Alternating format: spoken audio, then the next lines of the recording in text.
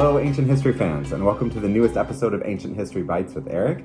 I'm your host, Eric, and today I'm launching my new video series on ancient history. So in this series, we're going to cover over 3,000 years of ancient history, starting in 3500 BC with the dawn of civilization, and then going all the way to the conquest of Alexander the Great in around 300 BC. And so that's a lot to cover, and we're not just going to talk about one civilization, we're going to talk about a lot of the civilizations in the ancient Near East and Mediterranean. And so this will include a wide ring of civilizations from Egypt to Greece, and then Anatolia or Turkey, Mesopotamia, and Iran. So it's a huge time frame, and it's a huge geographic area. So a couple of caveats. One is that we're certainly not going to cover everything. This series is not meant to be exhaustive. It's really meant to give you the high points and the key figures in ancient history in all these different areas of the world so that we can kind of draw a narrative thread through human history and follow it all the way to ancient Greece, which sort of was the foundation of our modern civilization. So that's the goal of the series, what we're going to be talking about. And each episode will probably cover around a 500-year chunk of ancient history. And we'll just bop around and talk about whatever was happening in these different areas at the time. So we'll start with ancient Egypt and ancient Mesopotamia. So we'll talk about building the pyramids, but then we'll also talk about building the ziggurats in ancient Mesopotamia. And then we'll just keep moving through history like this. And so I think it's going to be really fun and really exciting and a great way to get a handle on a lot of ancient history in a pretty short time frame. So I'm glad you're joining me, and let's get started.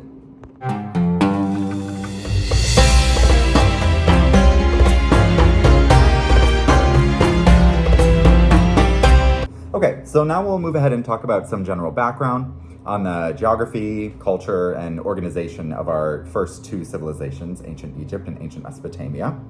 So first off, here's a map of these two areas. So one thing you'll notice is that both of these areas are very riverine. So these civilizations sprung up right around rivers, and in fact, there's really no way that they could have evolved into the complex societies that they did without these rivers. Both of these areas, both Egypt and Mesopotamia, are pretty dry and arid, so there's just no way agriculture would have thrived here without irrigation, without these rivers.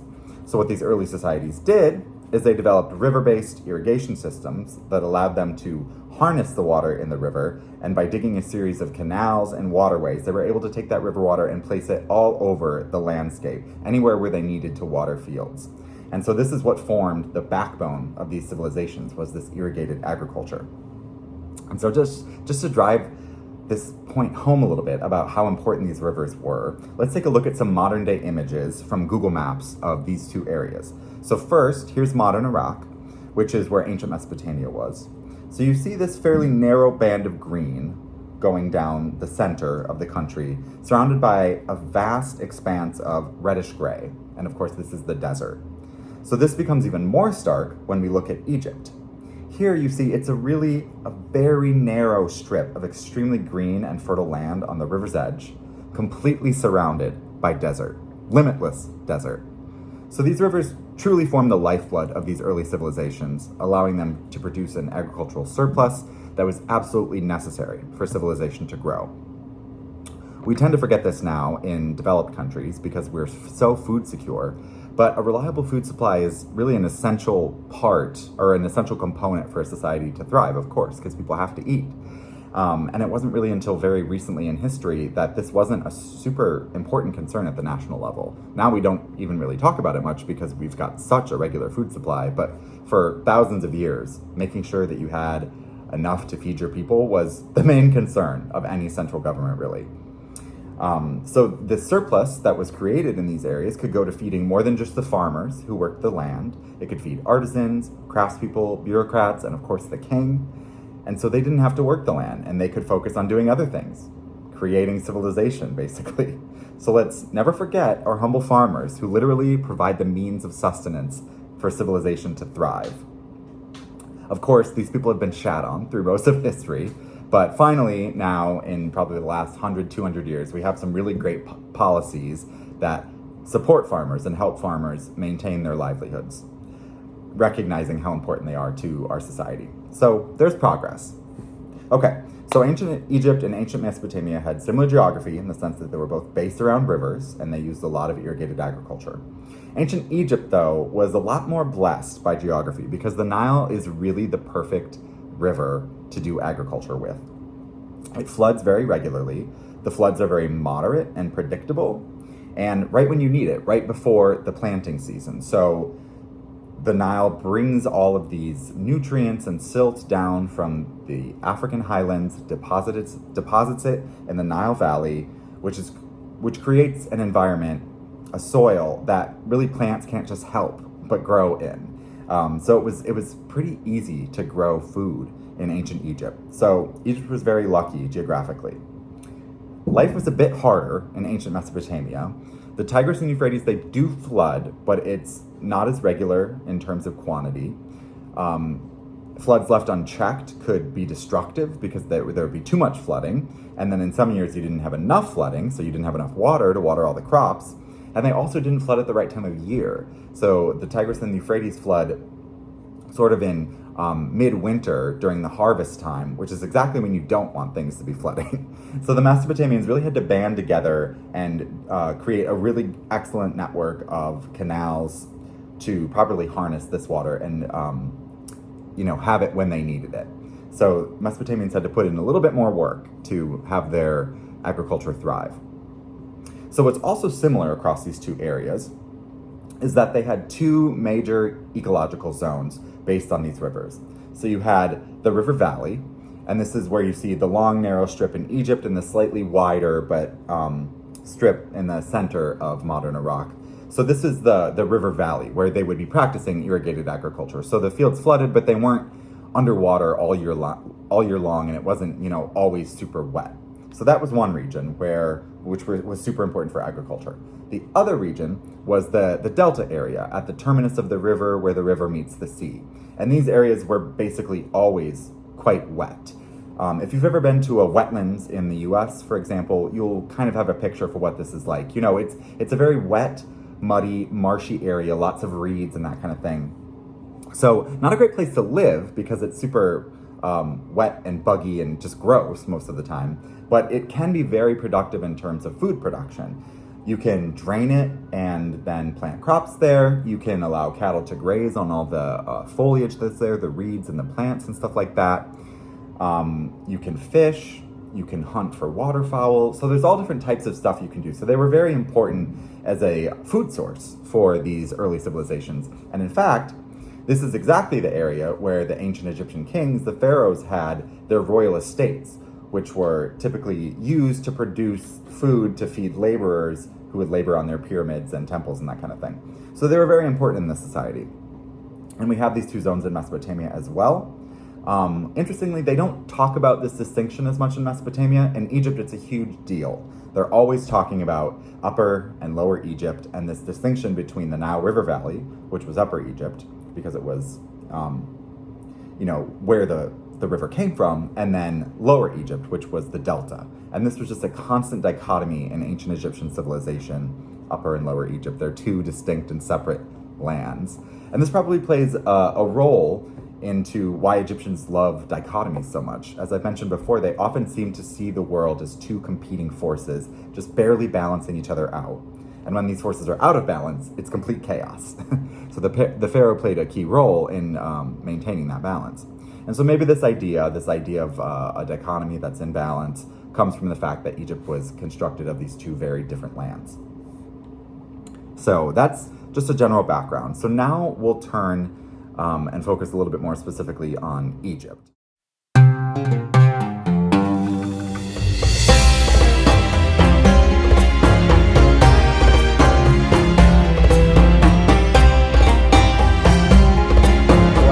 Start our story with Egypt in the next episode because it was the world's first nation state.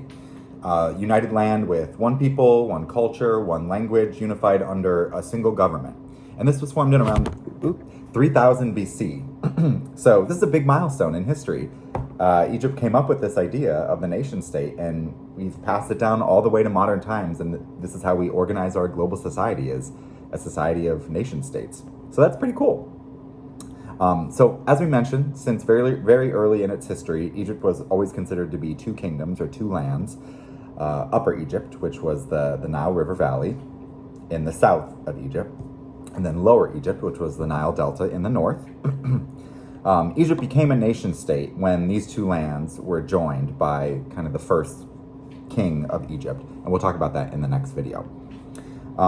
So as we said earlier, Egypt was very blessed by geography, but not only agriculturally, also in terms of its borders. So Egypt was very protected from invasion on all sides, basically, and this allowed it to form without much of a threat of foreign invasion. So in the far south of the country, what's typically considered to be the southern border of Egypt is a city called Abu, or Elephantine. And here, there was what's called a cataract. And a cataract is when hard granite comes up through the riverbed, and it creates a sort of whitewater rapid situation. So it's very difficult for ships to pass this because it's dangerous. You'd probably end up hitting a rock and then you sink. So in order to pass this, you typically have to take the ships out of the water and walk them beyond the cataract and then put them back in and continue downstream. So this would be very noticeable, of course. So if you had any type of outpost on this border, you'd be able to really see an attack coming from miles away and be able to prevent it. And so this was an excellent southern border for Egypt that really prevented any type of surprise attack from its neighbor to the south, Nubia.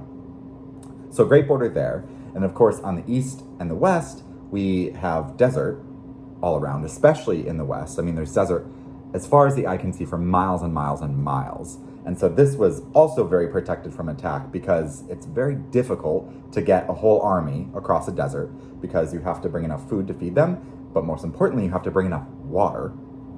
There's no rivers, there's no lakes to stop at. You have to bring enough water for all your soldiers for that whole journey, which could take weeks or months. And this is, at this time in history, this was nearly impossible. It was very difficult to get an army across the desert. So Egypt was very well protected on its western side and also the eastern side, even though there weren't as many people on the eastern side. But so very protected there.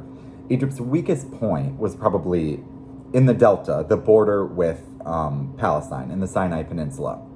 So here there was a desert, but it was much less vast than the other deserts, and Palestine was right there.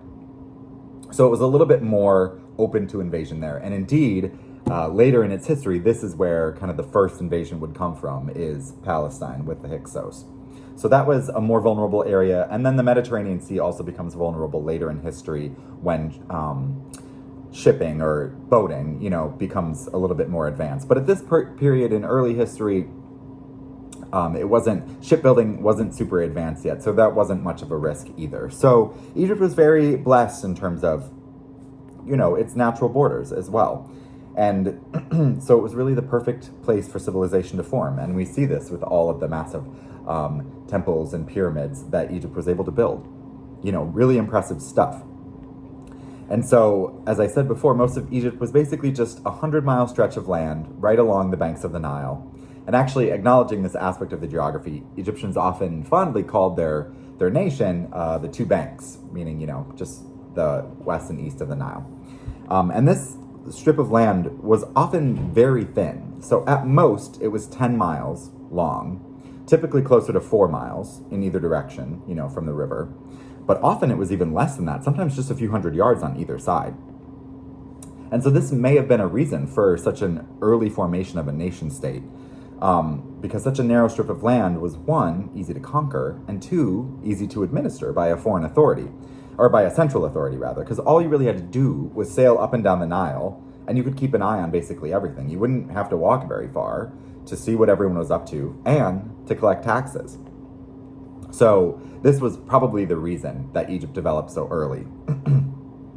And so it's actually kind of funny. Egypt's contrast between the fertile Nile Valley and the desert is so stark that you can actually stand with 1 foot in the desert and 1 foot in the green fertile land.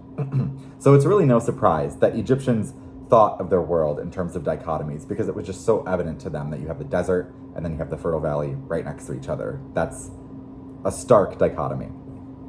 So that's Egypt, a super agriculturally productive, narrow strip of land along the Nile. And just to give you a little bit of context for how productive Egypt was, because this becomes important later in its history. So we often use crop yield ratios to to measure agricultural productivity. So in many areas, throughout history really, crop yield ratios were around 4 or 5 to 1. So that means every seed saved or seed planted yields about 5 new grains. So this was about the agricultural productivity in ancient Greece and in Europe throughout the Middle Ages. So this was pretty typical for more rudimentary farming. In Egypt, this figure was 15 to 1. So compared to Greece, 5 to 1, 15 to 1. So Egypt was 3 times as productive as ancient Greece. So it's really no surprise that once Egypt came under Roman rule, it was considered to be the breadbasket of the Roman Empire. It was just that productive. Okay, so now I'll just say a little bit about the organization of ancient Egyptian society. So ancient Egypt was extremely hierarchical. The society was pyramid-shaped, and that's no joke, it really was. So at the top of the pyramid was the pharaoh, and he had an incredible amount of power. Basically, ancient Egypt was designed to serve him. He controlled a ton of labor, and basically whatever he said went, and whatever he wanted to get done would get done. And that's how they were able to build the pyramids. I mean, that took thousands of people decades to do, working basically every day for years and years and years. So clearly he had a ton of power. So he was at the very top. Right beneath him was the other members of his family, who were basically just elites. A lot of times they would have government posts, but it would sort of be in that nepotistic way where it's like, oh, okay, yeah, your son can go, like, manage whatever over there, the Parks and Rec department or something. But, so they would just be elites living the high life. And then underneath them would be a host of top functionaries, so high military personnel, like chiefs and that kind of thing, high-ranking officials, so the vizier and people close to him, the highest priest in the land. So they would be the next rung in society, and they would have a considerable amount of power as well, but they would only wield it on behalf of the pharaoh. So they were completely subservient to him, and you see this a lot in their writings. You just see how they're so often praising the pharaoh and saying, I'm so close to him, and he loves me because I do all this stuff for him, and blah, blah, blah. So they really ask the pharaoh all the time. So it's really clear who's on top of society here. But they had a lot of power in their own right as well, to get things done in the kingdom. And so they were in charge of different ministries, in charge of taxation perhaps, in charge of building the pyramids, et cetera, et cetera. Beneath them, so that was a relatively small caste of society. The next row down is much larger, still not huge, but it's much larger. So this would be your skilled professionals, scribes, certain craftspeople, metal workers, military personnel, and the like. People who needed some sort of training to do the job they do. And scribes in particular were very highly valued because you really needed them to run a complex society like Egypt, because stuff had to be written down, taxes had to be written down, contracts had to be written down, laws had to be written down, all this different stuff needed to be written down. So scribes had plenty of work to do. So this was also, a pretty well-off rung of society. They would have pretty nice houses, they would probably have farms of their own and that kind of thing. Below them was the mass of the population who were agricultural laborers, so farmers, either owning their own land or not, depending.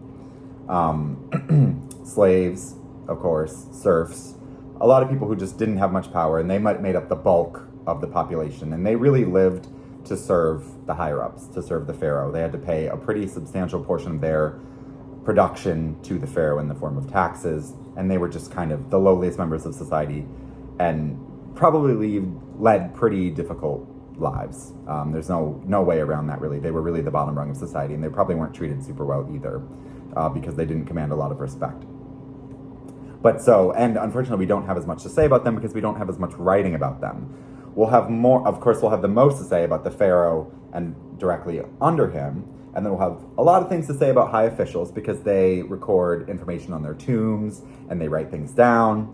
And then we'll even have some information about the slightly lower rungs, like the scribes and things like that, because we've been able to dig up a couple of what are called worker villages, so people who were helping to construct the pyramids or construct tombs or that kind of thing. Had little, villages created for them so they could do this work, so they could commute right there. And they wrote things down because they were a relatively literate population, because they had to be pretty skilled to help with this, to help manage the building of the pyramids. And so they actually left a lot of artifacts and written texts that we can use to reconstruct their lives a little bit. So we actually have a fair amount to say about that rung of society. But we know quite little about common laborers and farmers and slaves and that sort of thing, because they didn't really know how to read and write typically, and not much was written about them because people didn't really, think that that was interesting to write about. So unfortunately, we won't have much to say about them. But where we can, we'll talk about it. So anyway, so that's Egyptian society in a nutshell. Of course, we'll go into much more detail later on in the videos, but just to give you a little background there.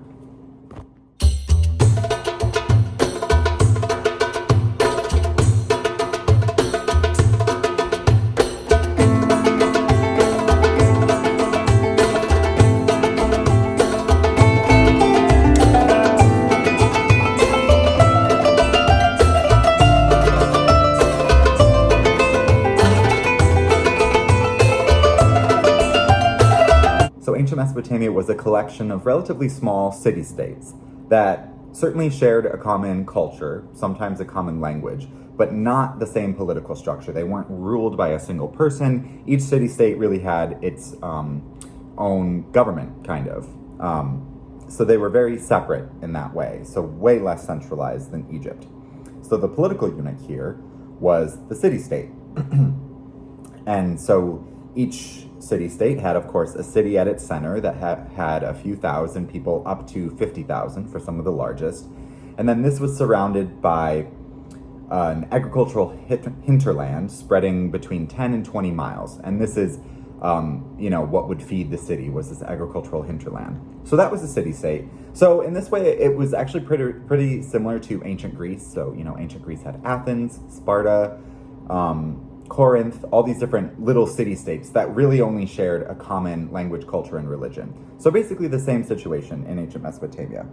And there were a bunch of these little city-states, and we'll talk about several, of course, over this series of videos. But just to name a few today, just to give an idea, so we have Eridu in the far south. That was probably the first city ever in existence, established in around 4500 BC. Moving north, we have Uruk, which is going to be a main topic of conversation in the next video, because this was a huge center of commerce, culture, and innovation in early Mesopotamian history. And it was probably the largest city in the world for a long time. So it had over 50,000 people, which was huge for this period of time. So it was a real metropolis. So that's one of them. Also in this area, we have a city called Ur, which is supposedly where the patron of the Jewish faith, Abraham, came from. So that's kind of neat. There's a bunch of other ones. Lagash, Nippur, Babylon shows up eventually. So just a lot of city-states all across. There were two main ethnic groups in ancient Mesopotamia. The first, and the ones that appeared to dominate society, or sort of be in the top rungs of society, were the Sumerians. And they are a very mysterious people. We don't really know where they came from. And the language they spoke, called Sumerian, is really unlike any other language. In fact, it's so distinct that it's considered to be a language isolate, meaning it's in a language family. It's the only language in its language family, and that language family is not related to any other language. So it's really super distinct and unique. And so we have no idea where these people came from. All we really know is that they, at some point, showed up in southern Mesopotamia, and they were here by the 4th millennium BC. And they somehow came to dominate this area. So that is the Sumerians, and they were very important innovators in history.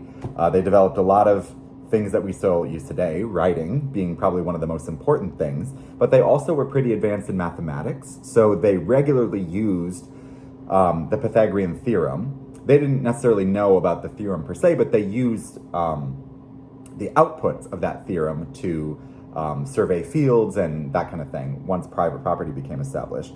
So they were very innovative in mathematics, and that we actually get the 60-minute hour from the ancient Sumerians because they used a hexadecimal counting system, meaning a number system based on 12. And so that's where we get the 60-minute hour. That's also where we get the 360-degree circle. So a lot of innovations were passed down through them. And so it'll be really neat to discuss all that they've given to history. So that was the Sumerians, very important ethnic group. Another one that lived basically side by side with them were called the Akkadians, and they seemed to inhabit the lower rungs of society. And again, we don't really know why that's the case, but that just was the case in early history. And so the Akkadians spoke a language called Akkadian, which is a Semitic language. And so that means it's related to modern-day Arabic and modern-day Hebrew. And in fact, have always been Semitic languages all over the Middle East, even up until today. That's probably the main language group in this area of the world. So it's no surprise that you would have Semitic-speaking people here. And so they'd probably been there for quite some time. And so I guess the theory is that eventually maybe the Akkadians were there and the Sumerians came and then just sort of established themselves at the top of the hierarchy of society. But we don't have a lot of evidence for military conflict between these two people, so it doesn't seem like there was really bad blood between them necessarily. They seem to live in relative peace and prosperity together. So those are the two language groups speaking different languages, but sharing a pretty common culture. There weren't a lot of differences between the two cultures. So kind of an interesting situation there. And so these city-states were largely organized around a central temple complex. And this temple complex would be for the patron god of the city. So each city in ancient Mesopotamia had its own patron god. And then they would create this temple, which was the center of their worship. And these were usually quite massive structures, towering over the rest of the city. So, for example, in ancient Ur, they've estimated that their ziggurat, or local temple, was probably 100 feet tall, which is about 10 stories, which really would have towered over everything else, considering that probably most buildings were at most 2 stories, probably most were a single story. So this would have been a huge feature in the city. And because Mesopotamia was so flat, and is so flat, you would have been able to see it for miles away. So it was probably a really important beacon in the distance when you were traveling there. So, let's say you have sailed for a long time, you're coming up the Persian Gulf, and you land on the seashore there. It wouldn't be long as you're faring up the Euphrates, it wouldn't be long before you'd see the Temple of Ur towering in the distance. And you say, wow, that's my destination. Look at that amazing, huge building. This place must be really prosperous. And so you'd be really excited to get there and explore this whole temple. I mean, you probably wouldn't be allowed in the temple if you were a common citizen. But anyway, it'd still be really, really neat to see. So yeah, they really dominated the landscape there. And temples weren't just a religious center, they were also an economic center. So these temples owned vast agricultural estates. Probably 80% of the land was owned by the temples. They also owned workshops where people made textiles, wool, baskets, bowls, all these kinds of things. So they really had a lot of economic power as well. And so it seems that economic activity was quite centralized at this point in time. A lot of it was controlled by the temple. And they were really massive operations. So for example, these temples all kept sort of like ration lists, who worked for them and who they needed to pay out rations to, because money hadn't been invented yet, so all payment was in the form of rations, like barley or wheat. And so at the Temple of Bao, for example, 192 people were on their payroll for just one part of their operation, their manufacturing area. So that's a lot of people. That wouldn't be a small business even today. So there were a lot of people working for the temple, and so they were quite important economically. And so I kind of think of it's a little bit sort of early communist in the sense that, a lot of people are working for this one particular organization and they contribute what they do and then they get food in return, and everything's very centralized and centrally planned. So it's sort of like a communist state, which works, when you have a smaller population to deal with. So that was sort of the organization. But despite the fact that the temple had all this economic influence, power seems to be a lot less concentrated than it was in Egypt, where the pharaoh had a huge amount of power. In Mesopotamia, this isn't as much the case. Someone is in charge. We don't actually know too much about who that was, but it seems that they were sorts of priest kings. So they had a religious role and then also a political role. And we think this because we've found a lot of vases and pottery and that sort of thing that has images of men in special garments seeming to be worshiping some sort of god. And so we've taken the leap to say that this was probably, an important priest who may have also served as a king. But he just had way less centralized authority than the pharaoh did. So society seemed to be at least a little bit flatter than Egypt, at least for this time in history. Okay, so that's all I'll say about ancient Mesopotamia. So that's the end of our video today. But next time we will dive right into the history of ancient Egypt and ancient Mesopotamia, and I'm very excited.